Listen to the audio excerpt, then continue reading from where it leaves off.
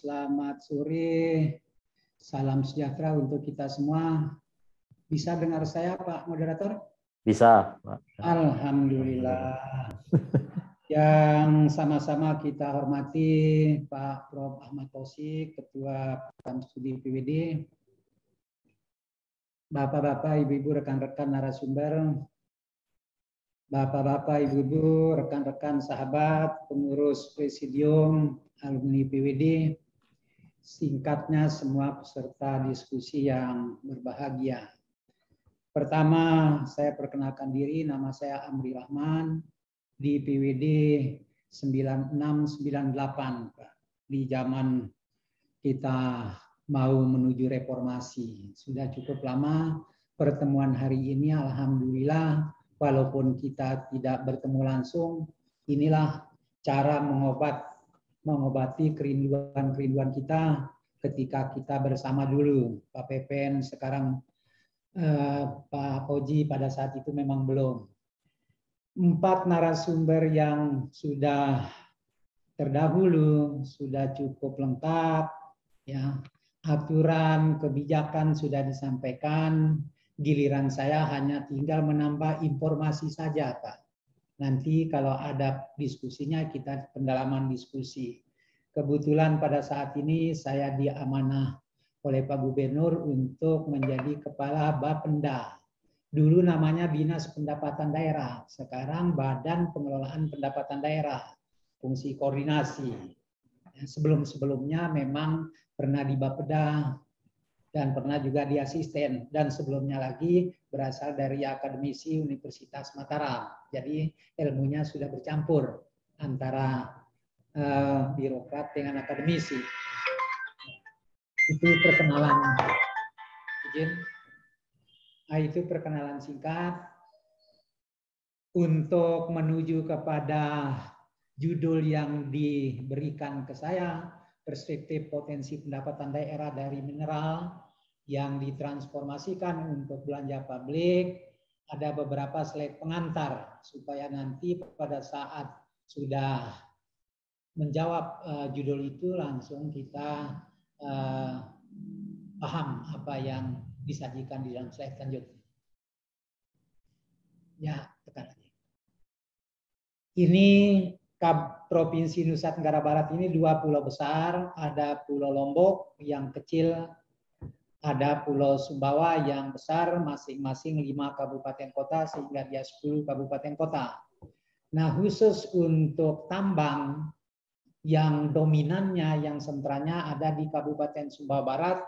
Dulu kita kenal PT Newmont Nusa Tenggara, setelah 2017 itu berganti nama menjadi beralih kepemilikan penguasaan menjadi PT Aman Mineral Nusa Tenggara. Itu beradanya di tekan lagi.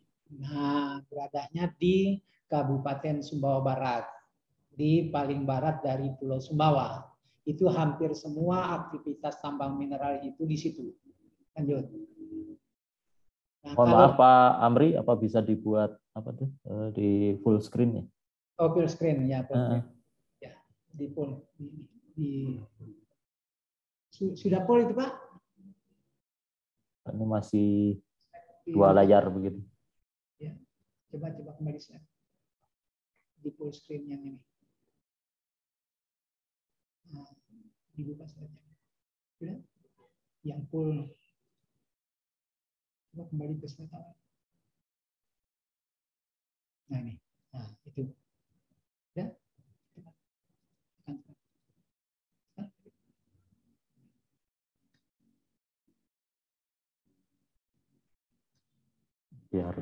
biar terlihat.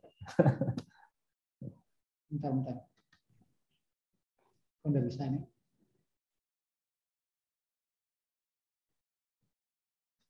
Bentar Pak. Ya. Ya, coba.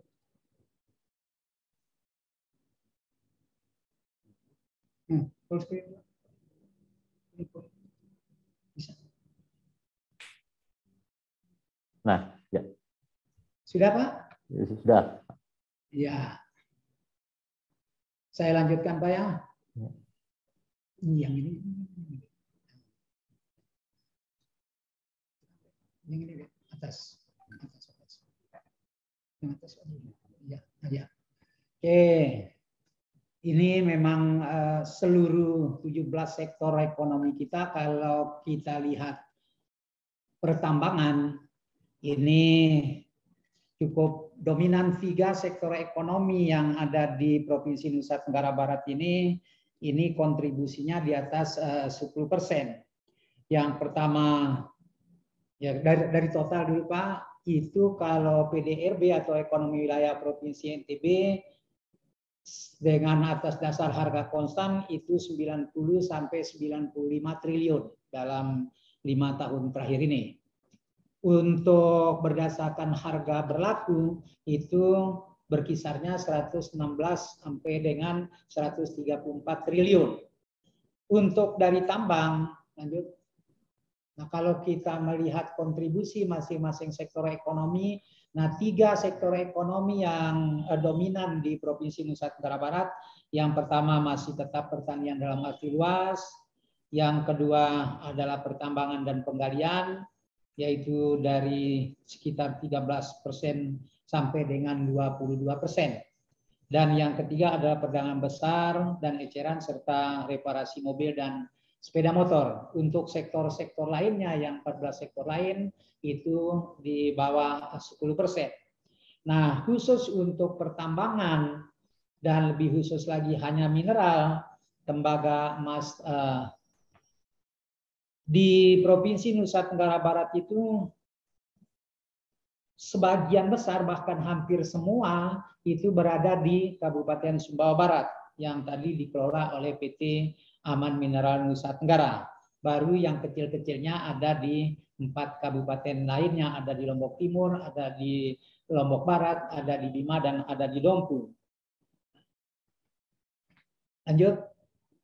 Nah, tadi sudah disampaikan oleh 4 narasumber sebelumnya bahwa dari tambang ini kita memperoleh pendapatan negara dari bukan pajak atau yang kita kenal dengan PNBP, itu baik itu berasal dari iuran tetap maupun iuran produksi. Iuran tetapnya dari land rent dan dari royalti. Nah, 2 hal inilah yang nanti di dalam slide-slide selanjutnya untuk kita berikan stressing. Lanjut lagi. Nah, tadi sudah disampaikan oleh narasumber sebelumnya bahwa DBH kita khusus tentang mineral yang ada di Provinsi Nusa Tenggara Barat ini, inilah yang pada slide berikutnya ini akan kami berikan makna. Lanjut. Nah, tadi sudah disampaikan oleh Pak Sukanto tentang imbangan dari land rent maupun royalti yang merupakan penerimaan negara bukan pajak tadi itu, dari 100% land rent royalti itu 20%-nya ada di pusat, 16%-nya ada di provinsi, dan untuk yang 32%-nya itu di kabupaten lokasi tambang yaitu Kabupaten Sumbawa Barat, dan 32% yang lainnya dibagi kepada 9 kabupaten kota yang ada di Provinsi Nusa Tenggara Barat di luar lokasi dari tambang. Sementara untuk iuran tetap atau land rent-nya itu 16% untuk provinsi dan 64% untuk kabupaten penghasil yaitu Kabupaten Sumbawa Barat. Dari ketentuan yang ada, kalau kita melihat perkembangan penerimaan negara bukan pajak dari mineral logam yang ada di Provinsi Nusa Tenggara Barat, tertinggi memang di tahun 2016 itu sampai 1 triliun lebih, dan paling rendah 2019 yaitu 207 miliar. Di 2021 meningkat lagi menjadi 502 miliar. Sementara untuk land rent itu 5 sampai 16 miliar saja. Untuk royalti tadi 207 sampai dengan 1 triliun. Nah, khusus untuk Kabupaten Sumbawa Barat yang merupakan sentra, yang merupakan pusat dari kegiatan pertambangan mineral tembaga ini, ya untuk land rent-nya 2 sampai 10-an miliar tergantung variasi tahunnya, dan royaltinya 95 sampai dengan 1 triliun 95 miliar sampai dengan 1 triliun variasinya. Untuk royalti di Provinsi Nusa Tenggara Barat, ini kita bisa lihat di gambar 3 yang kami sajikan ini, yang berasal dari PT Newmont Nusa Tenggara itu hampir semuanya, itu 99, sekian persen, dan bahkan tahun 2021 itu 100% royalti itu berasal dari PT Newmont Nusa Tenggara yang sekarang namanya PT Aman Mineral Nusa Tenggara. Dari PNBP yang sekarang khusus untuk provinsi itu di luar kabupaten kota yang 10 tadi yang saya sebutkan itu untuk land rent dan royalti di Provinsi Nusa Tenggara Barat yaitu bervariasi untuk land rent-nya bervariasi dari 1 miliar sampai dengan 3,11 miliar, sementara untuk royaltinya itu 55 miliar sampai dengan 170-an miliar yang 16% menjadi hak dari provinsi tadi. Sementara 32 provinsi untuk kabupaten dan 32%, mohon maaf 32% untuk 9 kabupaten lainnya ini tidak tersaji di dalam slide ini. Karena hanya untuk provinsi yang kita beri stressing. Lanjut. Nah, sesuai dengan judul yang diberikan, yaitu bagaimana potensi pendapatan daerah dari mineral yang ditransformasikan untuk belanja publik, dan kita ketahui bahwa royalti dan land rent ini memang bersifat bebas penggunaannya. Walaupun demikian kita memperhatikan kebutuhan daerah, kita memperhatikan kepentingan masyarakat, kita memperhatikan pertimbangan saat ini maupun ke depan, maka berdasarkan pertimbangan tersebut, alokasi penggunaan dari DBH kita bisa melihat pada tabel berikut. Nah, ini yang alokasi penggunaannya. 3 bidang, 3 sektor, 3 program yang mendapat alokasi paling tinggi dari dana bagi hasil mineral yang ada di Provinsi Nusa Tenggara Barat. Yang pertama memang adalah pekerjaan umum, perumahan dan permukiman. Pekerjaan umum terutama kita membuka akses dari satu wilayah ke wilayah lainnya. Kebetulan kondisi geografis dari Pulau Sumbawa khususnya ini yang antar satu wilayah dengan wilayah lainnya harus ada aksesibilitas jalan, jembatan. Dan antar pulau juga akses untuk penyeberangan. Termasuk juga untuk penataan permukiman kita. Yang kedua, lingkungan hidup, kehutanan, persampahan, dan kebencanaan. Yang ketiga adalah bagaimana sumber air kita, irigasi, termasuk juga sumber daya tanah atau lahan sebagai tempat aktivitas daripada tambang itu sendiri. 3 program bidang sektor inilah yang prioritas di dalam kita melakukan penanganan. Kalau kita urut lagi kepada 3 sektor, 3 bidang, 3 program lainnya, maka pertanian, peternakan, perikanan atau agribisnis ini juga karena sebagian terbesar penduduk kita masih menggantungkan harapannya mata pencariannya di pertanian dalam arti luas atau agribisnis, ini juga mendapat perhatian dalam alokasi supaya dia masyarakat kita bisa lebih siap dengan berkembangnya waktu. Yang berikutnya adalah perhubungan atau transportasi, sistem transportasi kita baik barang maupun orang yang harus kita tata supaya dia bisa memberi keamanan dan keselamatan. Dan yang sangat penting dan kita sadari bahwa SDM kita, pendidikan, kesehatan, sosial, budaya, ini yang juga tidak kalah pentingnya. Sehingga antara aspek infrastruktur di satu sisi, lingkungan di sisi lain, dan sumber daya manusia, sosial, budaya juga menjadi bagian yang harus kita perhatikan secara bersama di dalam kita mengalokasikan DBH untuk tambang ini. Yang berikutnya untuk menjawab 5 menit lagi ya Pak Amri. Ya, pas kira-kira 3 menit Pak. Untuk menjawab dari tema besar dari diskusi kita pada hari ini, kami ingin menyampaikan informasi bahwa tambang yang ada di Provinsi Nusa Tenggara Barat, khususnya di Sumbawa Barat, ini kita melakukan transformasi pertambangan mineral ke pembangunan industri pertambangan, smelter, dan industri turunannya di kawasan industri Sumbawa Barat.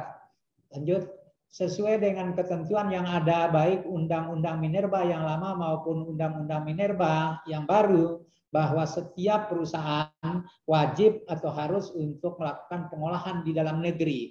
Nah, dengan pertimbangan resource oriented, maka pemerintah Republik Indonesia tentu atas usul pemerintah daerah, provinsi maupun kabupaten kota ini menetapkan kawasan industri Sumbawa Barat untuk menjadi lokasi smelter dan lokasi industri turunannya. Lanjut, tentu kalau kita sadari betapa manfaat yang kita harapkan dari pertambangan ini selain nilai tambah juga kesempatan kerja yang pada ujungnya adalah peningkatan pendapatan daerah, peningkatan kesejahteraan masyarakat, dan perekonomian wilayah secara keseluruhan. Ini kita dari tambang yang tadi sifatnya primer dan dalam bentuk konsentrat yang 20% jadi sekarang menjadi harus 100% jadi menjadi produk final. Lanjut. Nah, ini lokasi yang disediakan untuk kawasan industri Sumbawa Barat itu 1.200 hektar, untuk smelternya sendiri itu sekitar 150 hektar. Lanjut. Nah, ini keputusan atau ketetapan yang sudah menjadi komitmen politik dari pemerintah, yaitu dituangkan di dalam Peraturan Presiden Nomor 18 Tahun 2020 tentang RPJMN tahun 2020-2024 bahwa Kabupaten Sumbawa Barat menjadi kawasan industri yang core bisnisnya adalah smelter dan supportingnya adalah industri tambang dan juga IKM lainnya. Alhamdulillah sudah dirintis persiapan lahannya, sudah persiapan administrasi kelembagaannya dan seterusnya, sehingga lanjut. Nah, ini lokasi 150 hektar rencana untuk lokasi pembangunan smelter oleh PT Aman Mineral Nusa Tenggara, dan yang akan membangun smelternya PT Aman Mineral Industri. Lanjut. Ini informasi dasar tentang proyek smelter dan pemurnian tembaga yang ada dengan kapasitas rencananya adalah 900.000 ton untuk konsentrat per tahun, dan sekarang sedang persiapan untuk konstruksi. Direncanakan pada akhir tahun ini sudah mulai konstruksi untuk smelternya, dan sampai akhir 2023 konstruksi untuk industri pertambangan alias smelter ini direncanakan sudah selesai, sehingga 2024 tidak ada lagi ekspor dalam bentuk konsentrat, tetapi sudah dalam bentuk final product untuk tembaga yang 99,99% produk final.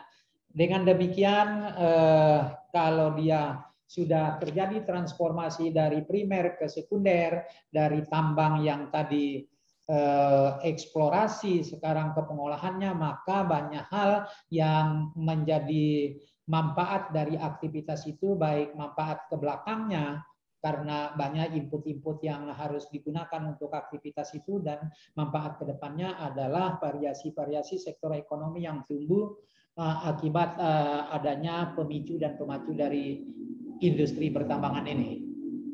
Dan yang terakhir, ini ada Pak Gubernur, ada Pak Bupati, ada Presiden Direktur PT AMT, ada juga mantan Menteri SDM Pak Jonan yang sudah berkomitmen untuk melakukan pembangunan industri pertambangan ini alias smelter ini di NTB, khususnya di Sumbawa Barat.